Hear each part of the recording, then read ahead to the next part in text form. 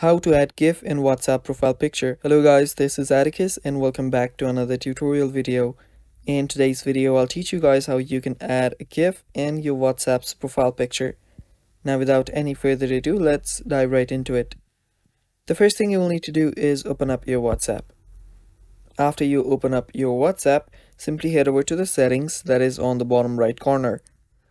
Now on the top you will find your name, simply tap on that. And after you've tapped on that, you will see your profile picture and the edit option. Simply tap on the edit option and now tap on edit on the top right corner again. Now you will need to choose a photo from your gallery. Now locate the GIF and then simply select it. Now all you need to do is tap on choose and just make sure the placement is correct and then tap on choose again. And it's that simple. That is how you can add a GIF in your WhatsApp's profile picture. Thanks for watching guys, that is all for the video. Stay tuned for more and